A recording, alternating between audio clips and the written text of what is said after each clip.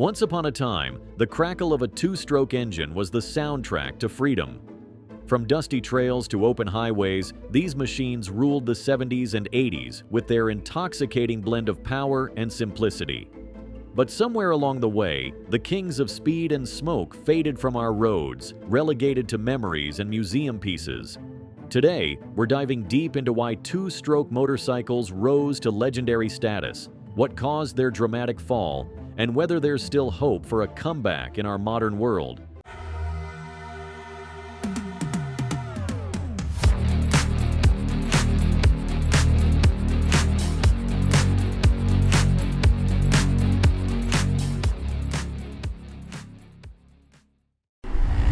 Section 1. The Two-Stroke Boom, Kings of the Road. The 1970s and 80s weren't just about disco and big hair, they were the golden age of two-stroke motorcycles.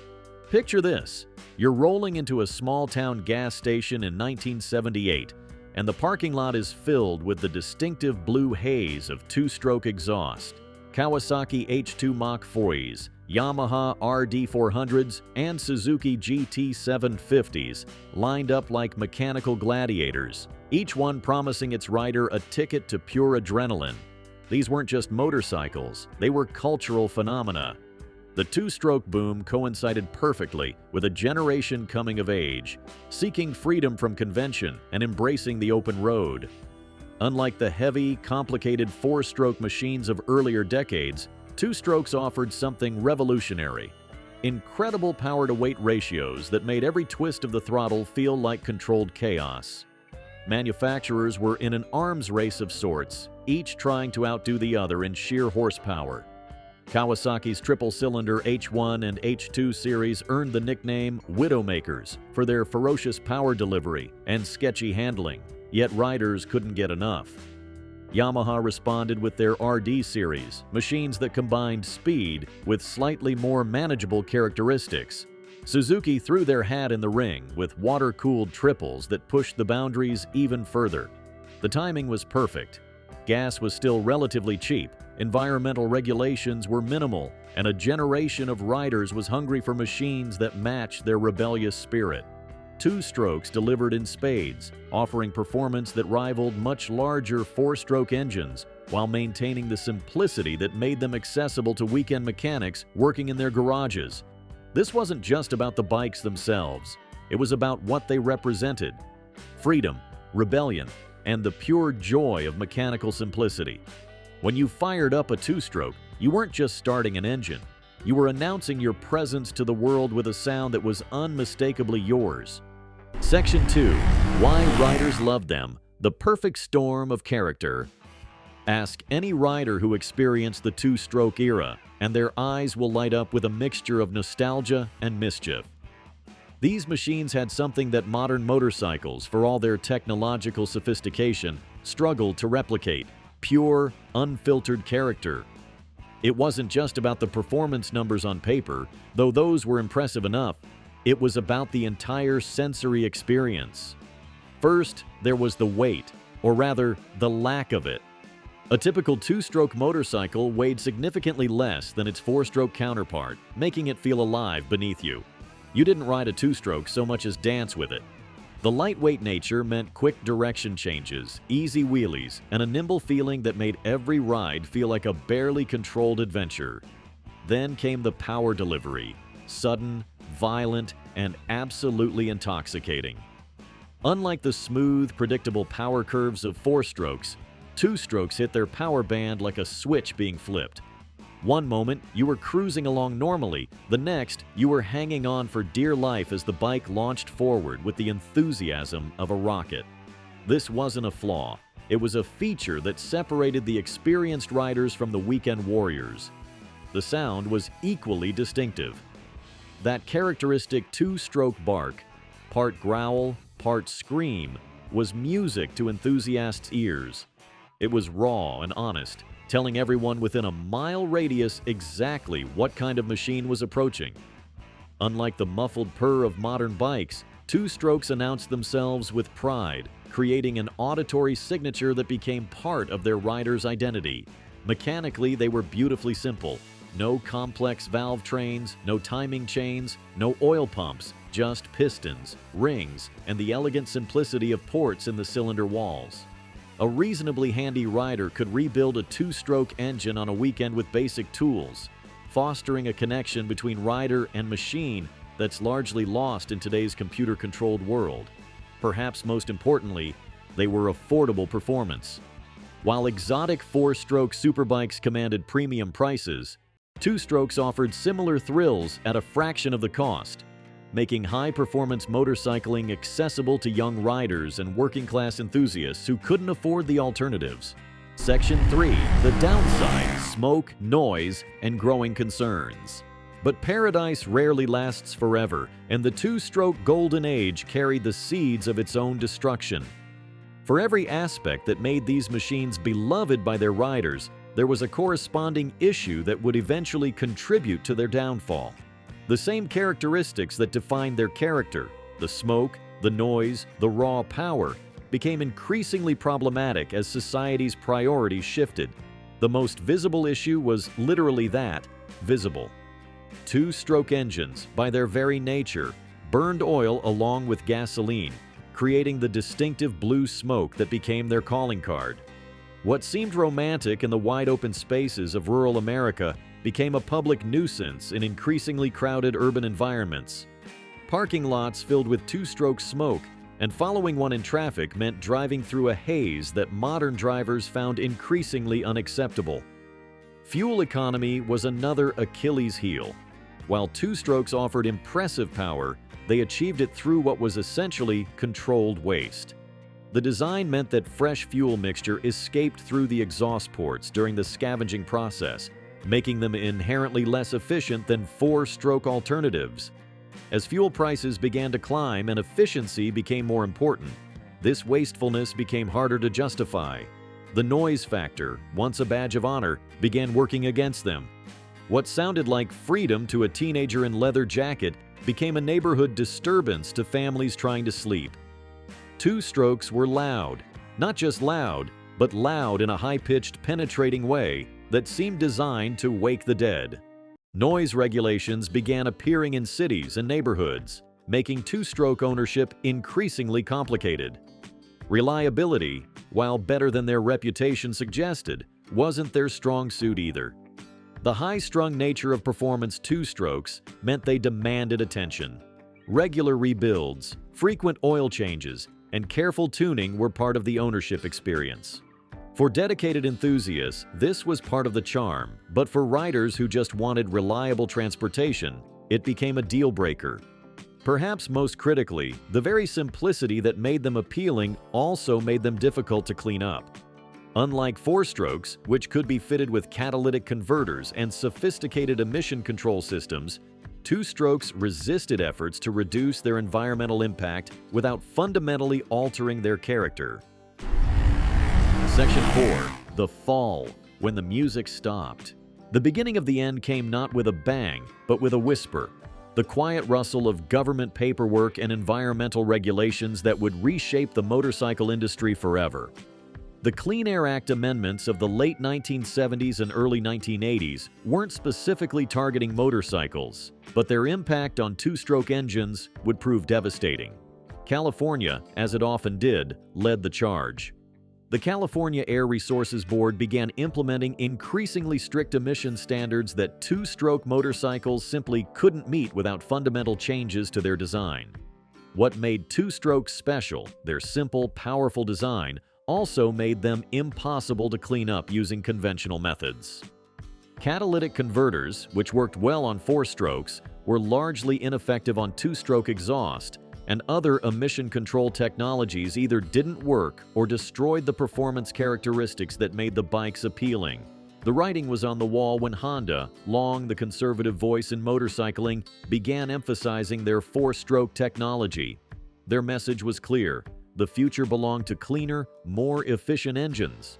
Other manufacturers, reading the regulatory tea leaves, began shifting their development resources away from two-strokes and toward four-stroke alternatives. The market itself was changing too. The baby boomers who had driven the motorcycle boom of the 1960s and 70s were getting older, starting families, and prioritizing different things. Reliability and comfort began trumping raw performance. The same riders who once thrilled to the violent power delivery of a Kawasaki H2 now wanted something they could depend on for daily commuting without constant maintenance. Insurance companies joined the party, classifying many high-performance two-strokes as uninsurable risks. The Widowmaker reputation that had once been a selling point became a liability as actuarial tables showed the real-world consequences of putting novice riders on machines with explosive power characteristics. By the mid-1980s, the major manufacturers had largely abandoned street two-strokes in favor of increasingly sophisticated four-stroke alternatives. Yamaha's RZ350, one of the last great street two-strokes, soldiered on until 1986 in the US market, but by then, it was clear that an era had ended.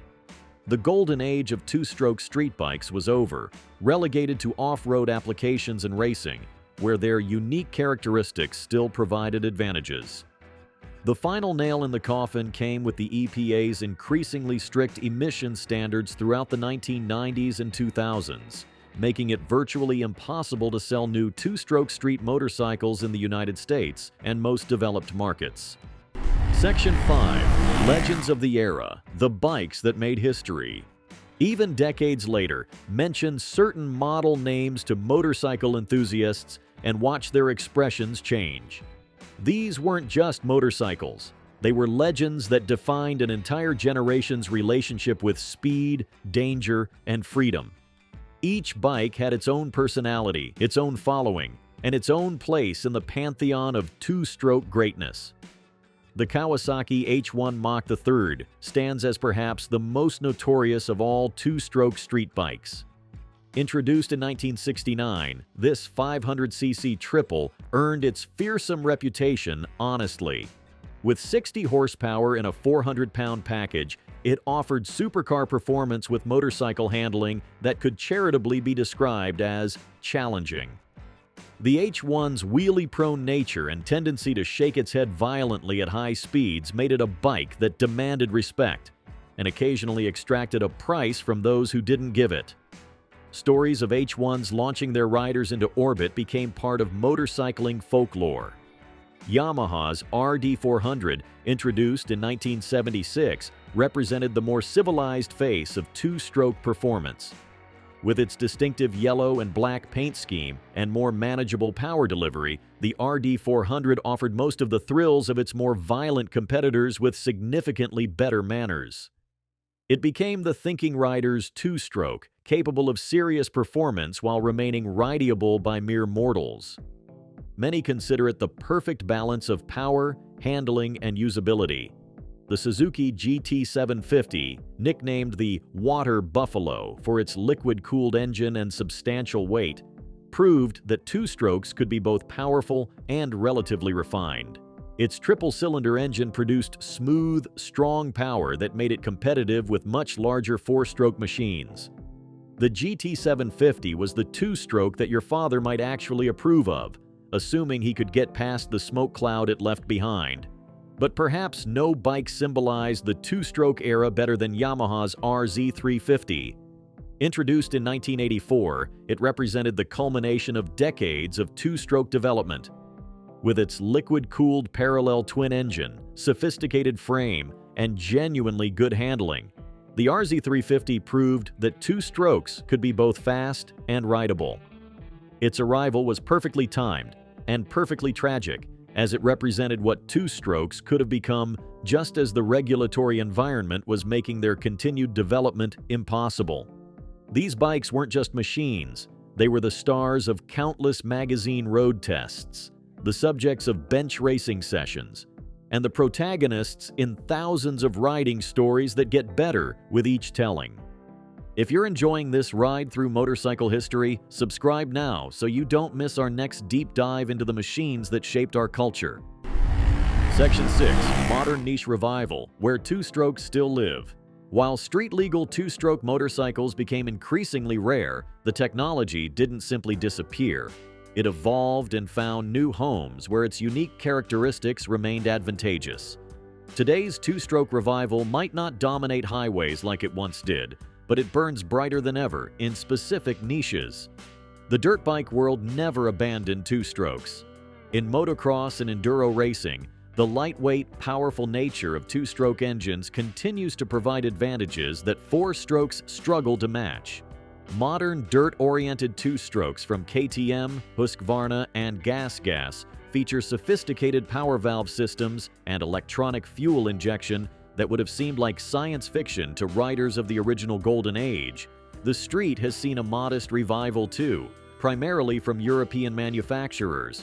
KTM's street-legal two-strokes, like the 300 EXC, offer modern riders a taste of what made the original machine so special, wrapped in contemporary emissions technology. These serve dual purposes: capable off-road machines that can legally navigate public roads to reach trailheads. The racing world has embraced two-strokes with renewed enthusiasm.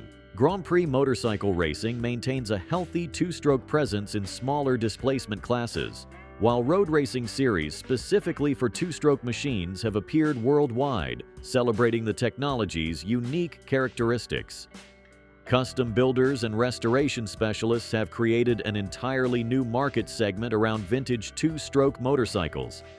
Original examples of classic bikes command premium prices, while specialists offer everything from complete restorations to modern upgrades that improve reliability while maintaining character. Section 7. Is there still hope? New technology and changing times. The question haunting every two-stroke enthusiast is whether there's a realistic future for the technology beyond its current niche applications. The answer involves cutting-edge technology, changing regulatory attitudes, and a new generation of engineers who grew up hearing stories about the Golden Age. Direct injection technology represents the most promising avenue for two-stroke revival.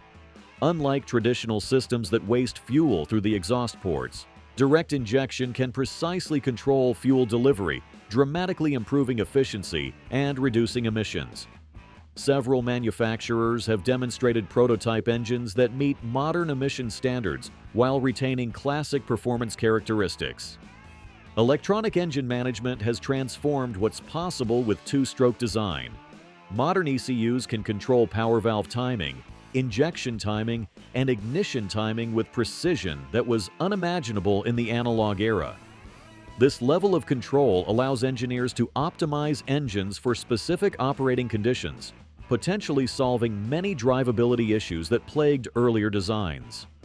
The environmental argument may be shifting in two-strokes' favor. Modern engines can achieve fuel consumption figures that rival four-strokes, and their lighter weight means vehicles require less energy to accelerate. In applications where weight matters, motorcycles, chainsaws, marine outboards, two-strokes may actually represent a more environmentally responsible choice. Perhaps most importantly, there's a new generation of engineers who see two-stroke technology not as a relic, but as an underexplored avenue for innovation.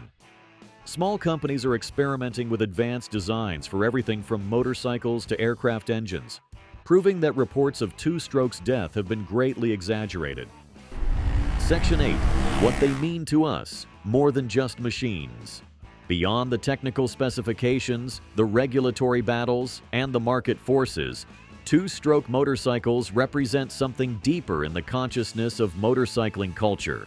They embody a time when machines were more honest about their intentions, when the relationship between rider and motorcycle was more direct, and when the journey mattered as much as the destination. For many riders, two-strokes represent their first taste of real performance. These were often the bikes that transformed teenagers from casual riders into lifelong enthusiasts, providing that crucial moment when the mechanical became magical. The violent power delivery that critics called a flaw was actually a feature. It taught riders to respect their machines and develop the skills necessary to handle serious performance. Every two-stroke rider learned to anticipate the power band, to prepare for the surge, and to work with the bike rather than simply twist the throttle and expect civilized behavior. The simplicity of two-stroke design created a generation of motorcycle mechanics. Unlike modern bikes with their computer-controlled systems and specialized tools, Two strokes could be understood, diagnosed, and repaired by anyone with basic mechanical aptitude and a decent toolkit. This accessibility fostered a deep connection between riders and their machines, a relationship that went beyond simple ownership to something approaching partnership. The culture surrounding two strokes was different too. These weren't bikes for posers or weekend warriors. They demanded commitment. The smoke, the noise, the frequent maintenance, and the occasionally unpredictable behavior meant that two-stroke ownership was a lifestyle choice. It created communities of riders who understood each other's devotion to machines that were simultaneously wonderful and terrible, reliable and fickle, civilized and wild. Today's motorcycle culture, for all its sophistication and technological advancement, sometimes lacks the raw honesty that defined the two-stroke era. Modern bikes are undeniably better in almost every measurable way: more powerful, more reliable, cleaner, safer, and more comfortable.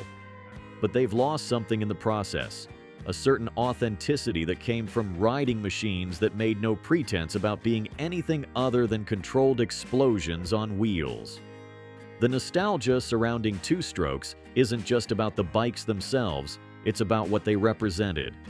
An era when environmental concerns were secondary to personal freedom, when simplicity was valued over sophistication, and when the journey was at least as important as the destination. Two-stroke motorcycles may never again rule the highways like they did in their golden age, but their spirit continues to burn in the heart of every rider who's felt that addictive surge of power and heard that distinctive battle cry echoing off canyon walls. Subscribe now and join us for the next chapter in the story of the bikes that built our riding culture, because the best stories are the ones that remind us why we fell in love with motorcycles in the first place.